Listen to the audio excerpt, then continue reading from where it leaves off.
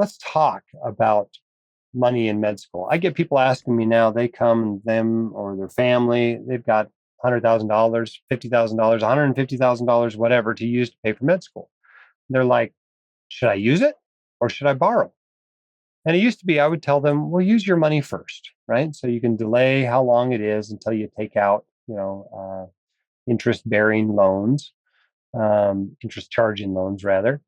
And so that you can, delay that moment and borrow less total and, just be smart financially.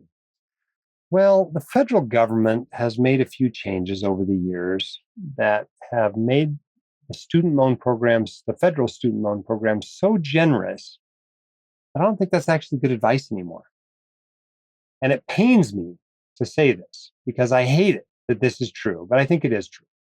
I think the right thing to do if you have cash and you're going into medical school is to hold on to the cash and borrow the cost of your education. Now, don't borrow more than you're going to use for the education. This isn't necessarily an excuse to spend more money, but I think you're probably better off leaving your money invested and borrowing. And even though student loans right now are pretty high, they're 8 or 9% starting this 2024, 2025 year, I think you're better off holding on to the money.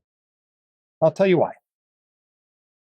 First, this didn't used to be this way, but this is the way it is now. You basically don't have to take out private loans for medical school. You can just borrow federal loans. Yeah, after a while, they're plus loans, right? They're not the regular loans, but so you pay a little more interest. You pay 1% more in interest, but basically they can all be federal. You don't have to take out private loans anymore. And so all your federal loans, of course, are going to qualify for the income-driven repayment programs and for the forgiveness programs, which have been made so generous. I don't want to make a political statement about this, but there's obviously some politics behind this.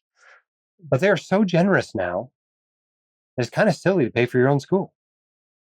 Or at least remove the option, have somebody else pay for your school, right? SAVE is very generous now. While your loans do grow during medical school, they don't grow in residency, right? Because you get into the SAVE IDR program, and whatever you have to pay $100, $200, $400 a month, whatever it is. And all other interest is waived. So they don't grow. They will be no bigger when you finish residency than when you start. And you get to use your fourth year income to set how much those payments are, which is going to be like zero if you're like most people. And so your payments are going to be zero.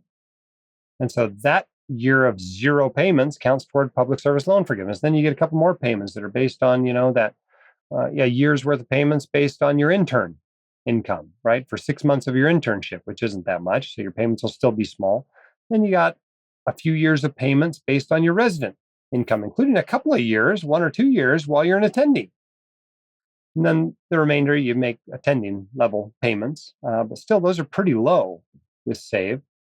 And then you can qualify for public service loan forgiveness. And I don't know what the percentage of physician jobs is that qualify for public service loan forgiveness, but given that 78% of docs now are employees, and a lot of those are employees of government entities, state universities or nonprofits, that they're going to qualify for forgiveness.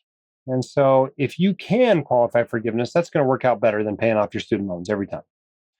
So the beautiful thing about not using your cash and taking out the loans is you have optionality, right? You've got options. You can turn around and change your mind at any time and take that $150,000 or whatever you had. Hopefully it's significantly more now since you've left it invested through med school and maybe residency. Maybe it's twice that much now.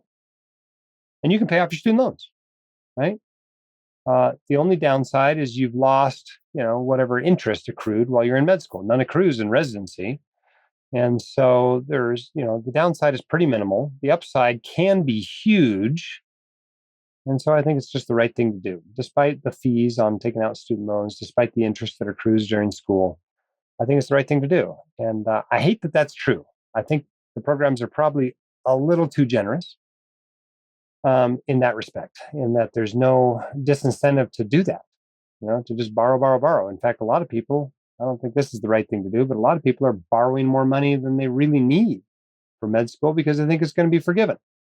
Now, you could get burned on that, right? Not everybody matches. Not everybody can get a job that qualifies for public service loan forgiveness. So I don't get too carried away with this.